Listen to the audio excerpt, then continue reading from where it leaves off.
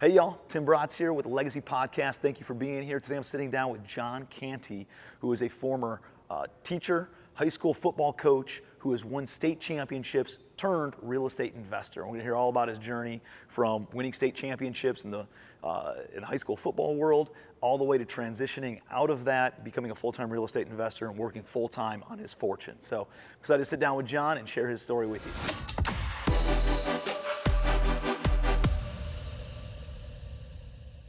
John Cantey, appreciate you being here, man. Thanks for having me. Dude. All right, so you are teacher turned full-time real estate investor and got a lot of good stuff going on. And this is the first time you haven't gone back to school, right? As the kids go back to school. Yeah. Now that you have gone full-time into real estate investing. And we were talking offline about a lot of the lessons that you've learned, a lot of things that you wish you would have known earlier, and ways to transition maybe out of that initial role and into being an entrepreneur and kind of controlling your schedule and your income sooner, and how somebody could do that maybe if they don't want to be a full-time real estate professional, how they can passively invest through self-directed IRAs and different other platforms that we were talking about. So I want to dive into all that stuff. So let's start from the beginning though, kind of like how did you decide on your career path? How did you decide on becoming a real estate investor? Talk to me a little bit about, I don't know, kind of what your thought process has been over the past 20 years. So I got into coaching because my dad was a coach. He coached for 30 years. He coached me in high school. I became a teacher because I loved the game of football, wanted to coach, wanted to teach. So I taught and coached for 27 years, won 2 state championships, had a lot of success. But I've always felt like I was an entrepreneur. Cut grass when I was a kid, found any way I could to make money. You always hustled, had some sort of side hustle absolutely. going on. I was like, there's money to be made. I'm going to find a way to do it. And so as teaching goes on, I have a family, and I'm like, I'm getting paid nothing here, and my family's suffering from it, and we're not having the lifestyle that I want to have. So come 2020, we have a house with a ton of equity in it. Pulled out that equity, started buying properties, got 11 units of rental properties long term, and felt really good about that process. Where'd you learn how to start investing like that? I was doing research by myself, and there's actually a real estate guy who's on the radio locally, and called him up. I'm like, hey, can you give me some guidance? And he gave me a ton of great information. I would have gone a totally different direction and probably wouldn't have made any money. So he guided me along those first units, and so used all that money, and I was like, I need some more. So I got an equity line, used those for my down payment. So I went till I couldn't do anymore.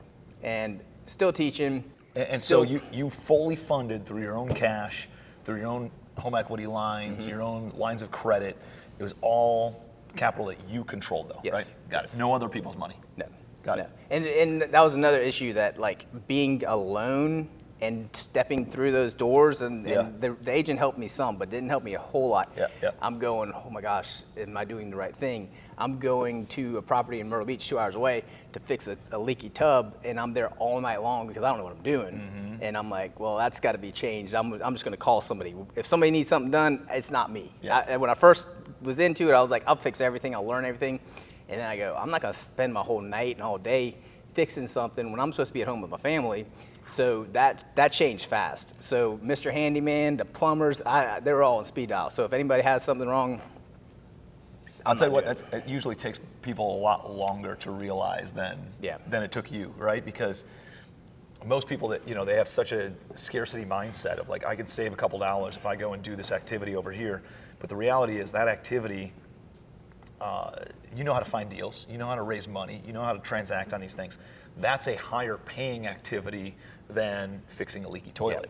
Well, fixing a leaky toilet can be staffed out for $100 an hour, but going and sourcing a deal and raising the capital and transacting on it, on a let's call it even a single family, you're into it for $100,000, it's worth $130,000. That's $30,000, right? That you're foregoing if you're going and fixing a leaky toilet instead and using your time towards that. Yeah, right. And so transition, and I didn't have anything else, any opportunities after that because I don't have any money left. Eventually, I got into Turo because I had an extra car. Now I have 3 cars that I'm renting, and that's good flow too. But then I'm still stuck. I don't have anywhere else to go. And either I can continue to teach and like struggle every single year and eventually catch up, but then I'm just like, my family doesn't deserve that. I don't deserve that.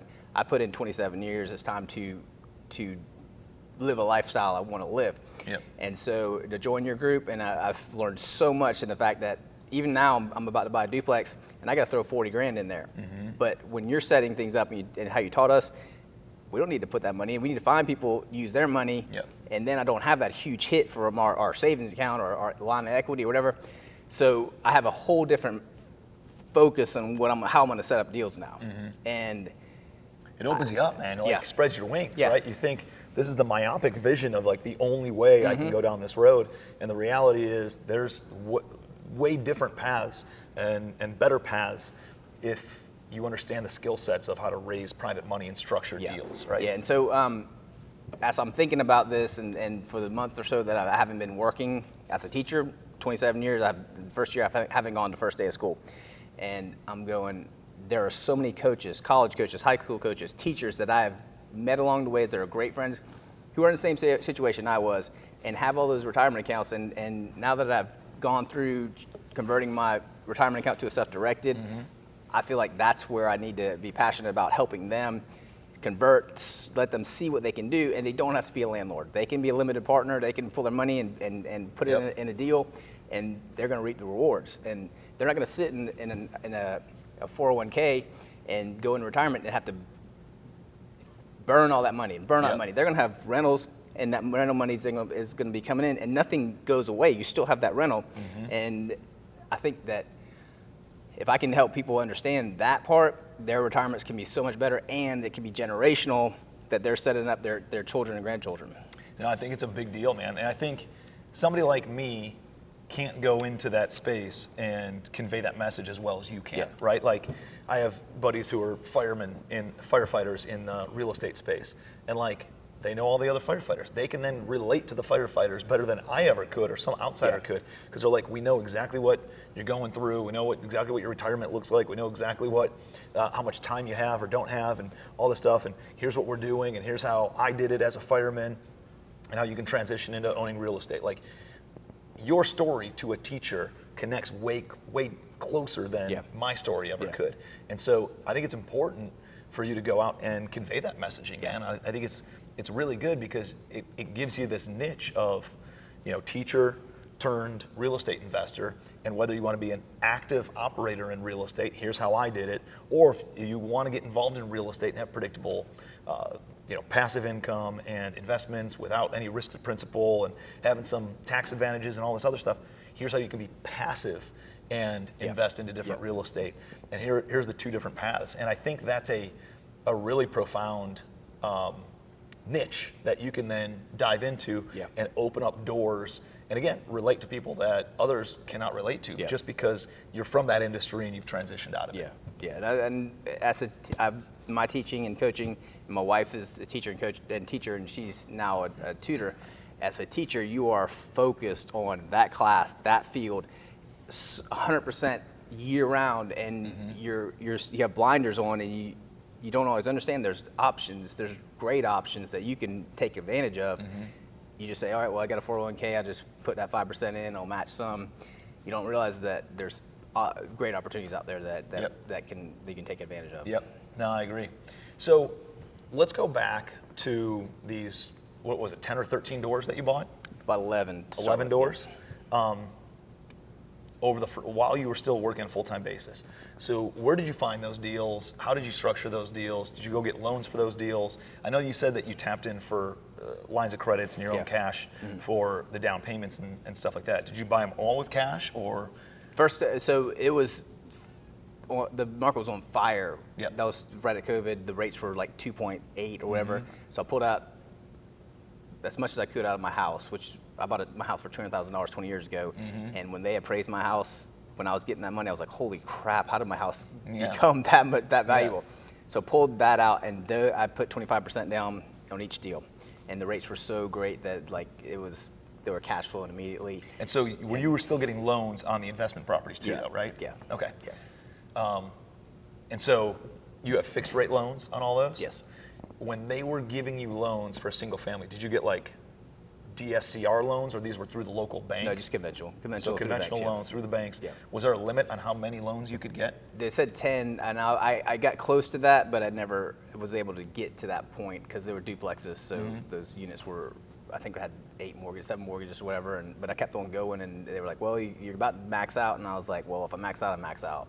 That's insane, man, that they limit the amount of, like if you have assets, I was just, I have it's like something like 200, I don't know, it's about $250 million of debt, right? That's on me. Mm-hmm. In the commercial space, like they just keep on giving me money, right? Yeah. Because I've shown a track record of being able to operate these things.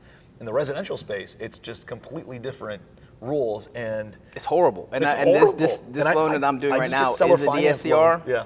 And I'm just like, wow, boom, boom, boom. Oh, wow, we're already done. Mm-hmm. And in the other situation, my wife she doesn't have a W-2 because she's a tutor. I have to get my W-2s and show all my taxes and show all the rentals and everything. I'm like, what they said for DSCR is all we care is about that property. Yep. Are you going to make money on that property? Yes. Okay, let's work on it. That's how commercial is essentially underwritten. It's 10% borrower, 90% about the asset. Yeah. And just makes more sense, right? It's easier to operate under those circumstances. So, done some cool things, man. Collected 11 units. What was the impetus? What was in your brain?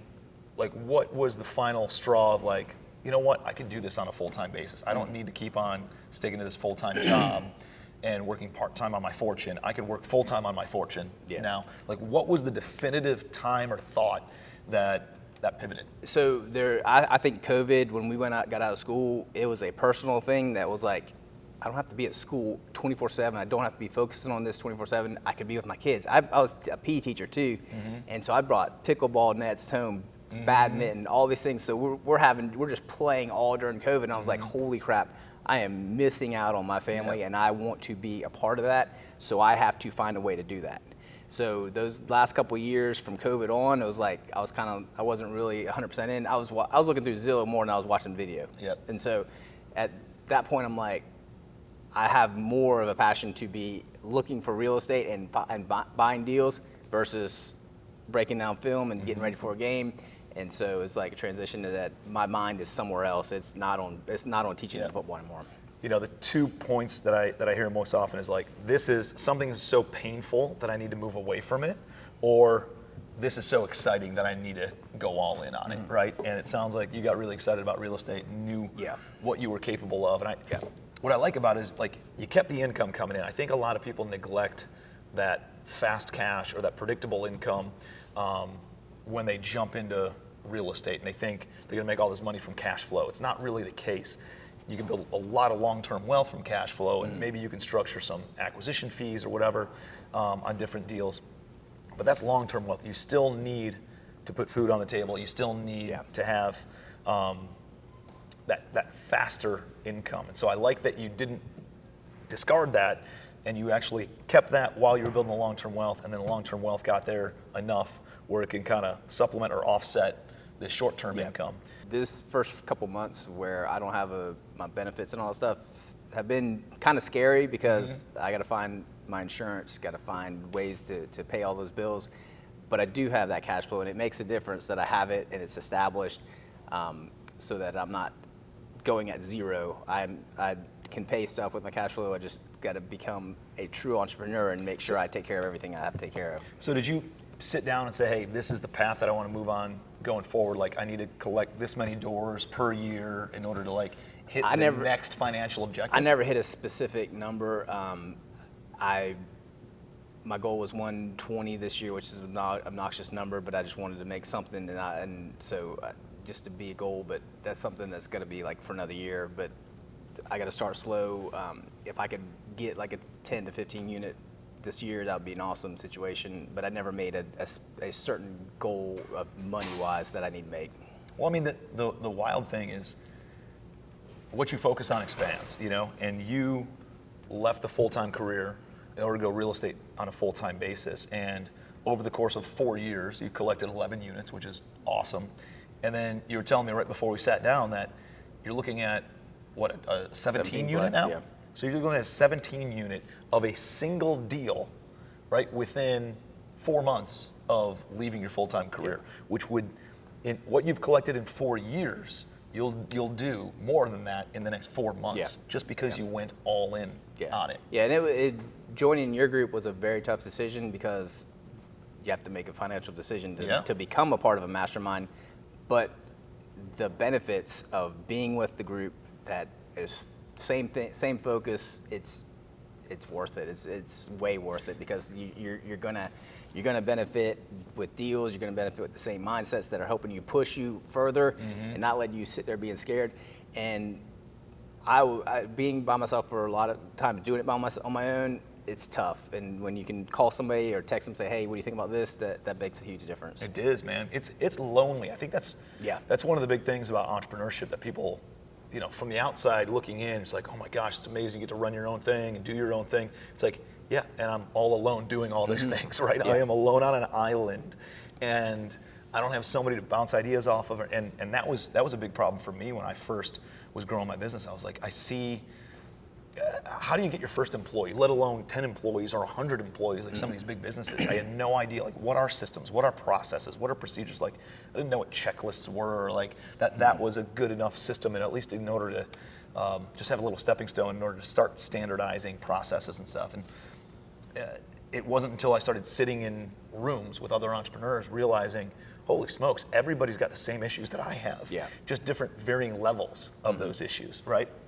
Based on how long they've been in the business, how much revenue they're doing, and all that stuff. But it all funnels down to about 5 or 6 different categories of problems, but different varying levels of those problems. And by sitting in a room with other people, being like, dude, I've been through that, I know exactly what you're going with, it gives you a sense of, oh wow, like I'm on the right track, right? So there's a confidence boost there. 2, I'm not alone anymore. 3, I can learn from somebody else's experiences as opposed to losing time or money on my own.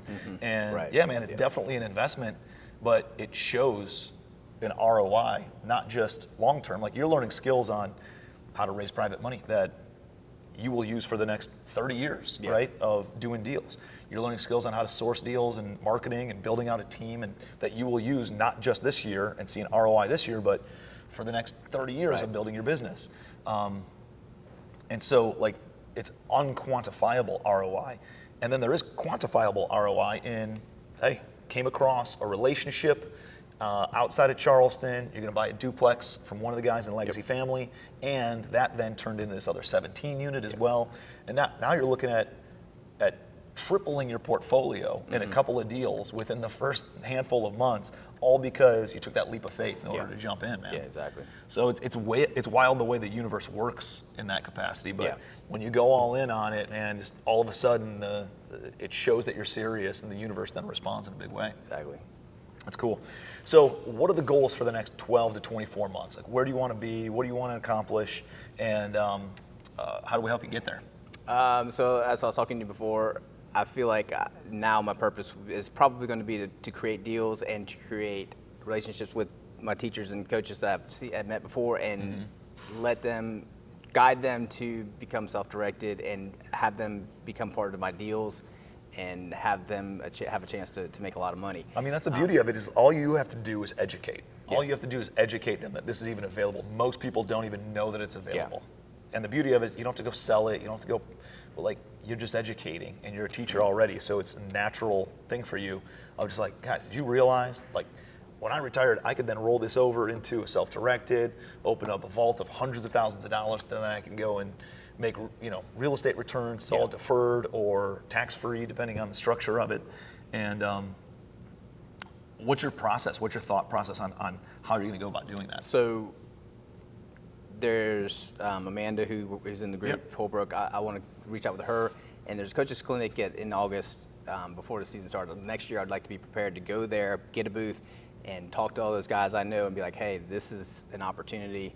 And it really doesn't affect anything. All it does is your job that you had 10 years ago, you're gonna roll that money in, we're gonna take care of it, and you don't have to be a landlord. You can just put that money in, and it sits, and you make money for the rest of your life on it. I love it. And so, but that can't be at their current job. It's got to be at a previous school, yes. a previous job. Yes. And that was one of the things when I was retiring. I was like, I want to retire so I can take that money and get it out of that 403B, and it can be so much more useful for me and for my kids. Yep. And so, I mean, I'd like to have a deal every 3 months, and as soon as I can, start getting those teachers and coaches involved in the deals, letting them roll it over and become a part. And I would feel like I'm doing what I benefiting myself and benefiting other people. And as a teacher, that's kind of like how you are. You want to help people.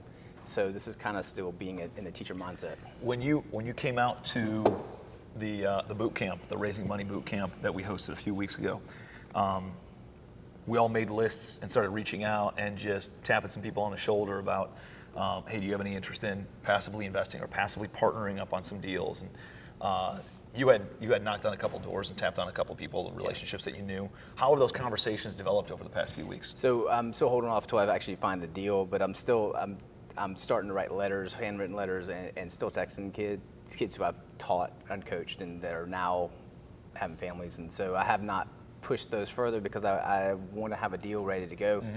But I got a couple lunches set up, so it's moving. And it's something where that was a tough step to take.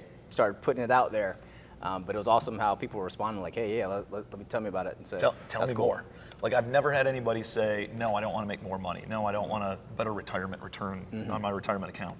And the thing is, it's just, you got to go out there. You just got to start knocking on doors, right? Having the conversations and talking to people. And I think you got to dig your well before you're thirsty. If you got money, the deals are going to come to you, right? And even though you don't have a deal right now, like, you're working on a couple of them, and you could say, hey, I have a 17-unit apartment complex right outside of Charleston that I'm looking to purchase. Here's what the numbers look like. I'm still going through due diligence on it. I'm still negotiating on it. I'm still whatever. But it's shaping up really, really strong. And so is this something that you'd be interested in maybe partnering up with? As I get through due diligence, I'll follow up with you over the next few weeks. And that's like, it's a intrusive, a non-committed ask to them, where they could be like, yeah, I'm interested. And then when it is time to go raise the money, they've already been primed. They already know that they're expecting a phone call from you and a conversation with you about potentially investing. And they can then move some money around, jockey some cash, pull out a line of credit in that meantime over the next 30 days while you're still going through the due diligence side of things. And I'm a big believer, man, that you always got to be making offers on a weekly basis, and you always have to be having conversations with private money on a weekly basis, because then when the deals come, you got the money. When the money's there, you'll find deals. And it becomes a balancing act, right? Like, sometimes you're deal heavy, sometimes you're money heavy. Your job is to make sure that they're kind of balanced. You got the amount of deals for the amount of money all the time, so that way you can keep on moving forward with growing your business. Yeah, that's great, man. Cool. No, I think it's super exciting. And there's one other thing I want to hit on, which you had mentioned kind of offline, which is your definitiveness of purpose, definitiveness of pursuit, and like obsessing over something until you accomplish it. Talk a little bit about that. Yeah, so first year teaching that, my goal was I'm going to save $10,000 and put it in the stock market. And I did it. And it was .com time, and I invested, and I didn't know what I was doing, and lost all $10,000. But I saved that money off a teacher salary, which is pretty tough to do. The next thing was buy a house, and this was 2003. I found that house, and it's crazy how that transitioned into so much, because that house's value raised. And then the third thing was, as a head coach, I was going to win a state championship. No doubt about it. I don't care what anybody else says. We don't have the athletes. We don't have any of that. But I'm going to find a way, and we found a way and won 2 state championships. So every time that I have set myself to that definite purpose, I've been able to accomplish it. So that's where I am now, and now it's going to be to source deals, to create deals, and to make them happen and help out people along the way. Dude, I love it, because everybody's got a to-do list with a laundry list of items that they got to work on a daily or weekly or monthly basis. And the whole premise of Think and Grow Rich is essentially what you just talked about, which is like, find a definitiveness of purpose, right? And have a white hot burning desire in pursuit of that, and just obsessive, just all in. This is the only thing that matters. Every password that you make for all your accounts is get to 50 doors or 100 doors, or and you got it written up on the wall. You have it, everything is pointing towards 100 doors, or whatever your goal ends up being. And if you're thinking about that, obsessing over that all the time, just naturally, that's all the activities that you take and all the activities that you pursue are going to point you in that direction, and man. Like, I can feel it in the last couple of years where I haven't had that, and my eyes go to the distractions, go to the problems. And if your eyes are focused on that goal, you can stiff arm the problems and get them out of the way. And it happens, problems are going to happen, but who cares? I'm straight to that. It doesn't matter. That's where I'm going. Yep. You know you're going to get hit this way or hit that way, and you just get right back on track, man, and right back on the path in order to pursue that. And I think that's awesome. What are a couple of the lessons that you learned when you were making the run for a state championship? Relationships are hugely important with my coaches, my players, that I was totally invested in what they're doing, and it doesn't matter what we do on the field, off the field. We are a family, and that's the important part of it. Culture. Yeah, culture. And having a team culture and getting everybody on the same page, right? Setting the vision is what I'm hearing from you, of like, here's what we're going to accomplish. You got to paint that goal. Did it come down to skill of the players? Did it come down to strategy of the coaching and the plays? Did it come down to, like, what were the main components that you think drove that state championship? It was our guys bought in. I mean, we weren't very athletic, but my mentality was, we create athletes. We're going to make them faster. We're going to make them stronger, and they're going to be ready to be on the field. At the time, the year before we won it, the league had put us in a league to make us fail. We had to travel 2 hours each way for games, and they basically were sick of us being in the league, because in the other sports we were very successful. And everybody's like, oh, you're going to get killed in football. And that year before, 2010, we battled with everybody. Didn't win a lot of games, but I was like, hey, we're rolling. I was like, we played great against these teams that are great. We're rolling. And people are like, what are you talking about? I'm like, I'm setting it up. Next year, I'm setting it up. I know what's going to happen next year. And so even though they put us in a league to make us fail, we took it into that second year, won a state championship, beat all those teams they thought were going to dominate us. The next year, we kept on doing the same thing, and we had everybody focused on what we're supposed to do and focused on becoming their best, and it was actually pretty incredible. No, man, it's amazing, because everybody's so focused on the today, what's going on, what's right in front of me, what's going on with this upcoming game, this season, that's all that matters. You had the vision to say, over the next 2 to 3 years, here's how I'm going to set this thing up. And I'm going to plant seeds today, because I know that they're going to eventually sprout next year, and then they're going to really blossom the year after that, and that's when we're going to go and have the harvest that we're looking to have. You know, that's the three. I talk about the 3-year principle of always having an outlook of a minimum 3 years, because you're going to make better decisions if you're making a decision for the next 3 years as opposed to like today. You know, there's a lot of limitations that come with making the decision today based on today's circumstances. Like, I try not to let external factors and circumstances of today make long-term decisions, right? Because I'm usually going to make bad long-term decisions if I'm just focused on what's going on this month or this year. If I always make decisions on what's the best for the next 3 years, the next 5 years, the next 50 years, I mean, you see it with Elon Musk, you see it with Bezos. Like, these billionaires, they make decisions that are 100-year or multiple 100-year decisions. And when you're thinking at that sort of a time horizon, you don't get sidetracked with shiny objects, and you're thinking of like what makes the biggest impact over a longer timeline, and you have better results because of it. So that's awesome, man. Well, dude, great takeaways. Love sitting down with you. I love seeing what you've been able to do on the journey just over the course of the past few months, right? That you've been all in on it, and it's amazing of like how many doors have opened up because of the efforts that you've put forth and the commitment you've made to the universe and how the universe is responding. And can't imagine what the next 12, 24, 36 months look like for you, man. I'm excited to watch the journey. Thank you. Appreciate you, buddy. Hey, if you know somebody who's in the teaching world and could get a lot of value out of this, I think this would be a great episode to share with them, that they can start working part-time on their fortune. And as that part-time business grows and as their portfolio grows, then they can go from working part-time on it to jumping in and going full-time on it, the same way that John did. So appreciate you being here. If you would, please give me your best takeaways and any questions that you have in the comment section. If you could like the video and also subscribe to our channel. We do these every single week right here on the Legacy Podcast. So we'll see you next Sunday. Be your best.